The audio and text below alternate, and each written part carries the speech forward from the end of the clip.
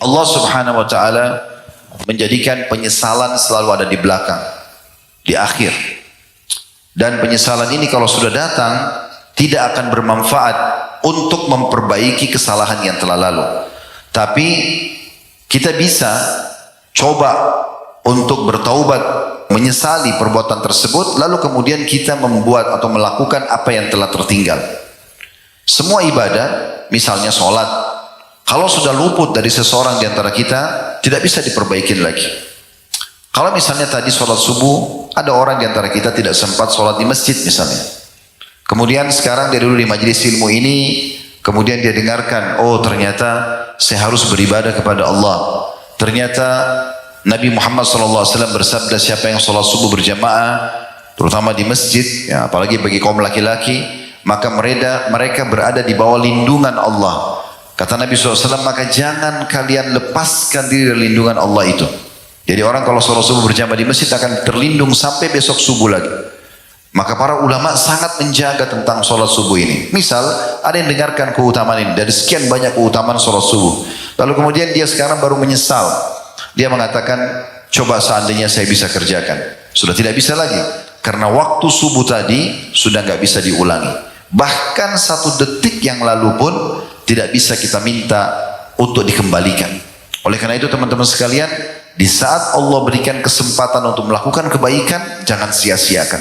Karena tidak mungkin bisa terulang. Saya punya pengalaman di Jakarta kemarin. Seumur hidup saya tidak pernah lupa dan selalu saya kenang itu supaya tidak terulang lagi. Saya coba membaca tentang keutamaan sholat berjamaah di masjid. Setiap langkahnya akan diberikan 1 pahala, dihapus 1 dosa, diangkat 1 derajat. Kemudian kalau sholat berjamaah dilipat gandakan menjadi 25 kali lipat dibandingkan sholat sendiri. Kemudian juga ada doa menuju ke masjid, ada doa masuk ke dalam masjid dengan kaki kanan, ada doa yang mustajab antara azan dan iqamah, ada keutamaan mengikuti imam dari takbiratul ihram pertama, sebagaimana sabda Nabi SAW, siapa yang mengikuti, ya, siapa yang tidak luput dari takbiratul ihram imam 40 hari. Jadi begitu imam Allahu Akbar, Bapak Ibu sekalian, Bapak-bapak langsung saja juga Allah Akbar di belakangnya 40 hari, 5 waktu sholat, maka dijamin dia akan selamat dari api neraka dan juga kemunafikan. Sampai ada seorang ulama di Saudi, pernah anaknya dilamar oleh seorang laki-laki, kemudian laki-laki tersebut kelihatannya jauh dari agama. Cuma seorang alim ini, karena dia memang pendidik umat, pendidik manusia, dia tidak ingin buru-buru menolak lamarannya. Kebetulan dia punya masjid dan dia jadi imam di situ, lalu dia berkata, saya akan menerima lamaranmu tapi setelah 40 hari dari besok. Dan saya minta, saya ingin lihat kamu, syarat saya terima lamaranmu, 5 waktu sholat kamu ada di sini. Dan kamu ada di belakang saya. Saya takbiratul ihram, kamu juga ikut takbiratul ihram. 40 hari. Setelah itu saya akan terima lamaranmu. Karena semangatnya anak muda ini ingin melamar anak syekh ini atau anak ulama, kalau kita kiai atau ustaz, maka dia pun datang tiap hari. Lalu anak muda ini menceritakan dirinya. Dia bilang, sepekan pertama saya kerjakan sholat itu hanya karena mau melamar anak syekh ini. Tapi setelah hari ke-7, hari ke-8, hari ke-9, saya kok merasa ada sesuatu dalam hati saya. Perasaan diterima lamaran saya atau tidak, kok saya sudah nyaman dengan sholat ini.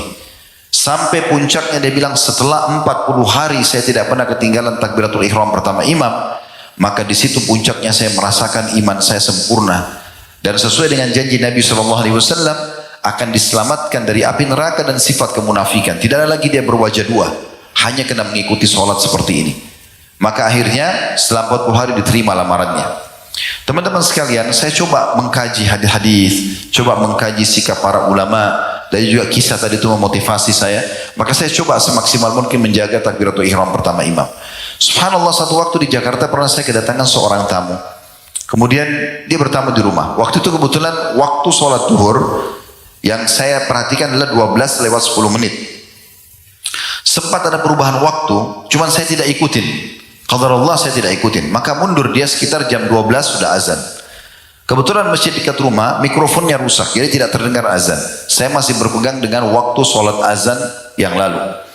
Kemudian saya bilang sama ikhwah itu, waktu saya lihat jam sudah pukul 12:10, saya mengatakan, sudah waktu azan. tidak kedengaran kita ke masjid. Saya boncengan motor sama beliau. Pas masuk masjid, begitu kaki saya melangkah masuk ke masjid, saya lihat imamnya sudah sujud di sujud pertama di rakaat pertama. Waktu itu tiba-tiba saya berpikir, teman-teman sekalian, saya bilang subhanallah, saya bahkan tidak bisa bilang sama imam, imam tolong kembali ke takbiratul ihram pertama, saya ingin ikut dari awal. Tidak bisa. Dan akan tercatat di buku amal saya, Khalid Basalamah ini di hari itu sholat duhur masbuk 1 rakaat. Tidak bisa saya perbaiki selamanya. Pahalanya akan kurang. Dan beda pahalanya dengan orang yang sudah mengerjakan dari awal sempurna. Dari sini menjadi sebuah cambuk sebenarnya teman-teman sekalian. Kalau peluang-peluang amal soleh jangan disia-siakan. Saya pernah keluar dari salah satu majelis taklim di Jakarta Timur, di daerah Otista waktu itu. Kemudian habis taklim, waktu itu pengajian ibu-ibu, pas azan duhur, saya keluar dari masjid, keluar dari majelis taklim itu, karena sebuah gedung majelis taklim, lalu saya ingin menuju ke masjid, lagi dikumandangkan azan. Subhanallah, jalan antara majelis taklim itu dengan masjid ada seorang ibu, kelihatan kotor sekali beliau penampilannya, kelihatan orang susah, ingin gendong anak dan minta uang. Saya niat ingin memberikan, karena ini adalah bagian daripada syariat kita. Tapi saya berpikir pada saat itu antara kejar sholat awal waktu atau memberikan sedekah orang ini. Maka saya bilang, Bu, bisa enggak selepas sholat saya akan kasih. Lalu saya tetap jalan. Saya berpikir bersangka baik pada saat itu mungkin ibu itu akan menunggu. Selepas sholat, setelah saya sholat ba'diyah duhur, saya pulang. Subhanallah, saya tiba di tempat itu, ibu itu sudah tidak ada. Tiba-tiba saya merasa bersalah sekali. Saya naik mobil, saya starter mobil, saya jalan keliling sampai 3 kali teman-teman sekalian di tempat yang sama. Tidak saya temukan ibu itu lagi.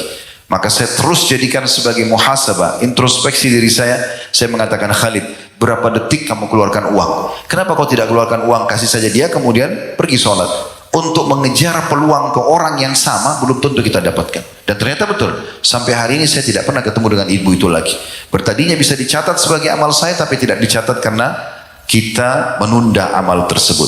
Maka sebelum menyesal, harusnya kita maksimalkan. الوفاء بشتى الصور